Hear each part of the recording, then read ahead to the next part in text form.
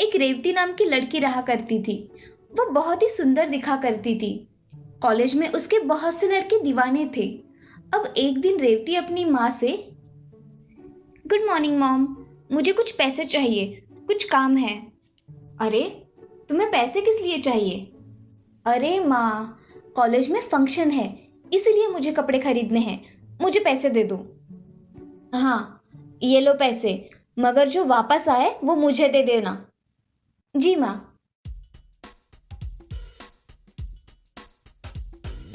रेवती ऐसा कहकर वहां से पैसे लेकर चली जाती है और दुकान से ड्रेस लेकर बाकी के पैसों से अपना मेकअप का सामान खरीद लेती है। ये सब बातें वो घर आकर अपनी माँ को बताती है। माँ, मैं तुम्हारे दिए हुए पैसों से ये ड्रेस और मेकअप का सामान लेकर आई हूँ। अरे, अभी तो तुम महीने पहले सामान लेकर आई थी और अभी और लेकर आई हो। ऐसा करोगी तो हमें चंदन लग जाएगा। अरे माँ, कुछ चंदन नहीं लगता। तुम्हें पता है तुम्हारी बेटी कितनी खूबसूरत है? सारे कॉलेज के लड़के मरते हैं इस चेहरे पर। क्या अनाप शनाप बक रही हो? पता भी है। जस्ट चिल माँ, इतनी भी कोई बड़ी बात नहीं है। ऐसा कहकर रेवती वहां से चली जाती है। राधा मगर रेवती के बारे में सोचकर हॉल में बैठ जाती है।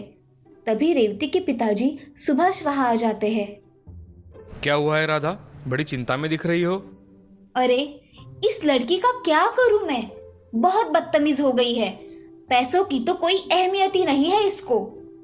मेरे दोस्त का लड़का है रवि, बहुत पढ़ा लिखा है और अच्छी जॉब भी करता है, बैंक में मैनेजर है। उसकी शादी के लिए लड़की देख रहे हैं। मैं सोच रहा हूँ कि हमारी रेवती अब बड़ी हो गई है, क्यों ना हम उसकी शादी कर दे, तो वह बड़ी और समझदार बन जाएगी।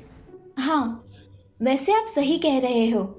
जिम्मेदारी पड़ेगी तो ये सीधी भी हो जाएगी और ये रिश्ता भी अच्छा है। तो मैं कल ही बात कर लेता हूँ। शुभ काम में देरी नहीं करनी चाहिए। जी, जैसा आप ठीक समझे। मैं रेवती को कल सुबह इसके बारे में बता दूंगी। चलो अब सो जाते हैं, सुबह जल्दी उठना है। जी चलिए। ऐसा कहकर सुभाष और राधा सो जाते हैं। अगले दिन रेवती की माँ उसको सारी बातें बता देती है और रेवती भी लड़का देखने के लिए तैयार हो जाती है। अगले दिन रेवती के घर रवि, उसकी माँ शीला और उसके पिताजी किशन आते हैं। थोड़ी बातें हो जाने के बाद राधा रेवती को लेकर वहां आती है। रेवती दिखने में सुंदर होने के कारण रवि को वो देखते ही पसंद आ जाती है और तभी रवि के घर वाले इस रिश्ते के लिए हाँ कह देते हैं। कुछ ही दिनों बाद उनकी शादी हो जाती है। रेवती नई होने के कारण उसकी सास को कोई मदद नहीं किया करती थी। उसकी सास एक दिन, अरे ओ बहू, जरा चाय बनाओ हम सबके लिए। आज तुम्हारे हाथ की चाय पियेंगे। माँ जी, मुझे चाय नहीं बनानी आती। क्या तुम्हें चाय भी बनानी नहीं आती? नहीं माँ जी। खाना तो आता है ना? नहीं माँ जी, मैंने आज तक कुछ भी बनाया नहीं है। क्या कह रही हो? अब थोड़ा थोड़ा सीख लो। अब के बाद तुम्हें ही यह गृहस्थी संभालनी है। नहीं माँ जी, मैं तो अभी शादी होकर आई हूँ, मुझे ये सब काम नहीं आते और मुझे अभी के लिए मेरी सहेलियों के साथ जाना है। अरे बहू, आज घर में कुछ मेहमान आने वाले हैं तुम्हें देखने के लिए। तुम रुक जाओ। माँ जी, मैंने अपनी सहेलियों को प्रॉमिस किया है, मैं अपना प्रॉमिस नहीं तोड़ सकती। ऐसा कहकर रेवती वहां से अपने कमरे में चली जाती है और तैयार होकर छोटे छोटे नए फैशन के कपड़े पहनकर आती है। तभी उसकी सास और ससुर हॉल में ही बैठे होते हैं। अरे बहू, ऐसे कपड़े पहनकर कहाँ जा रही हो? कुछ शर्म है या नहीं? मैं अपने सहेलियों से मिलने जा रही हूँ तो ऐसे ही कपड़े पहनकर जाती हूँ, आपको पता नहीं है क्या? अरे बहू, साड़ी में ना सही, पर तुम पंजाबी ड्रेस पहनकर जा सकती हो ना? मैं पहले से ही ऐसे कपड़े पहनती हूँ सासू माँ। अरे शीला, मेरी चाय लेकर आओ। वही बातें करोगी क्या? हाँ, अभी लेकर आती हूँ। और बहू, तुम घर जल्दी आना, ठीक है? ये सास भी ना बहुत रोक टोक लगाती रहती है। जाने दो, मैं तो मेरे फ्रेंड से मिलने जा रही हूँ। ये लीजिए आपकी चाय। और आपने तो बहू को कुछ भी नहीं कहा ऐसे कपड़े पहनने पर। बेशर्मी की भी कोई हद होती है। जाने दो भाग्यवान, धीरे धीरे इस घर के सारे तौर तरीके सीख जाएगी हमारी बहू। मुझे तो नहीं लगता।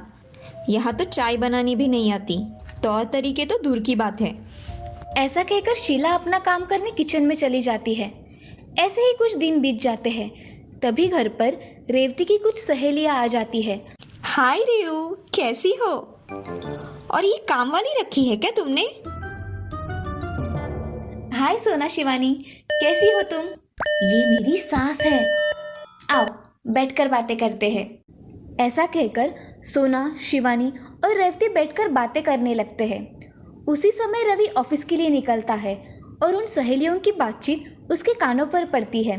तभी रवि, अरे रेवती, ये कौन है हमारे घर पर? रवि ये मेरी दोस्त है, मुझसे मिलने यहाँ आई है। अच्छा, मगर तुमने इन्हें बताया नहीं कि माँ के बारे में कुछ कहा तो मुझे पसंद नहीं है, और ये माँ को काम वाली कह रही है और तुम चुप हो। जाने दो ना रवि, क्यों बात का बतंगड़ बना रहे हो? तुम्हें समझ में आना चाहिए रेवती, किसकी हैसियत क्या है, समझी? ऐसा कहकर रवि वहां से चला जाता है। रेवती की सहेलियां भी खुद का इंसल्ट होने की वजह से जाने के लिए निकलती है। अरे रेवती, हम निकलते हैं, बहुत देर हो गई है। हाँ चलो, बाय रेऊ। अरे यार रुको तो सही, इनकी बातों को दिल पर मत लो, रुको। हमारी ऐसी इंसल्ट किसी ने नहीं की, बाय। ऐसा कहकर सोना और शिवानी वहां से चली गई। ये सब देख रेवती को बहुत गुस्सा आया और उसने पुलिस स्टेशन फोन लगाया और पुलिस से, नमस्ते इंस्पेक्टर साहब। नमस्ते जी, कहिए। मुझे एक कंप्लेंट दर्ज करनी है। मेरी सास और पति मुझे कुछ भी भला बुरा कहते हैं। आप यहाँ आकर उनको समझाइए ना। हम अभी आते हैं। जी इंस्पेक्टर साहब। ऐसा कहकर रेवती अपना फोन रख देती है। तभी उसके पीछे सास खड़ी दिखाई देती है।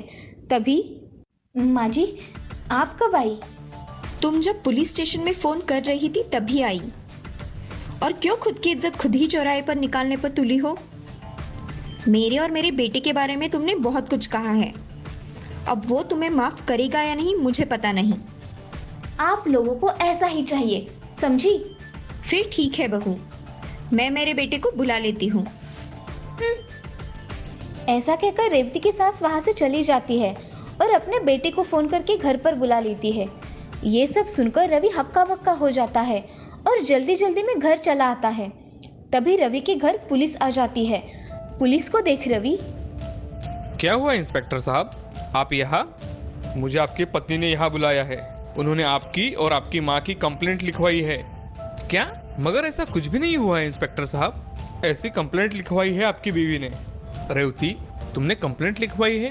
क्या हुआ क्या है तुम्हें? मैंने सही किया है। इंस्पेक्टर साहब इन्हें लेकर जाओ या इन्हें समझा दो। इन्हें किसी से बात करने की तमीज नहीं है। उसका ये बर्ताव देख रवि और शीला को बहुत बुरा लगता है। पुलिस रवि को बहुत खरी खोटी सुनाकर वहां से चली जाती है। तभी रवि और शीला अपने कमरे में चले जाते हैं। कोई किसी से कुछ बात नहीं करता। तभी रेवती बोलती है, अच्छा हुआ, इनको ऐसा ही सबक मिलना चाहिए था। अब आया ऊंट पहाड़ के नीचे। ऐसा कहकर रेवती दूसरे दिन अपने मायके निकल जाती है। सारी घड़ी घटना रेवती की सास पहले ही उसके माँ को बता देती है और रेवती के घर आने के बाद रेवती की माँ उससे, रेवती तुझे समझ में आ रहा है तूने क्या किया है? बसा बसाया घर उजाड़ दिया है तूने। वो मुझसे बातें ही ऐसे करते थे, इसीलिए मैंने ऐसा किया और मैं वहां नहीं जाने वाली। मेरे घर में तुम्हारे लिए कोई जगह नहीं है। कल को अगर हम तुझे कुछ कह दे तो तू हमें जेल भेज देगी, इसीलिए तुम मेरे घर में नहीं रह सकती। मैं कहाँ जाऊंगी माँ? कहीं भी जाओ। तुमने जो किया है वो बहुत बुरा किया है। अब तुम उनकी माफी मांगो और तुम्हारे अपने घर जाओ, समझी? ऐसा कहकर राधा घर में चली जाती है और रेवती को अपनी गलती का एहसास होता है। वो मन ही मन, मैंने अपने घर वालों के साथ बहुत बुरा बर्ताव किया है, मुझे उनसे माफी मांगनी पड़ेगी। क्या पता मुझे माफ कर दे तो। ऐसा मन में सोचकर रेवती उसके घर चली जाती है। तभी उसकी सास, अब क्या रह गया है बहू? माँ जी मुझे माफ कर दीजिए, मुझसे गलती हो गई।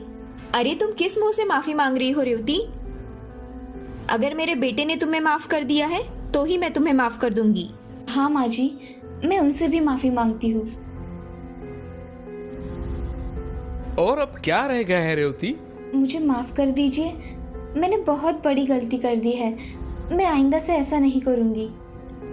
रेवती फूट फूट कर रोने लगती है। तभी रवि उसकी गलतियों को माफ़ कर उसे गले लगा लेता है और तभी से रेवती अपना स्वभाव बदल देती है।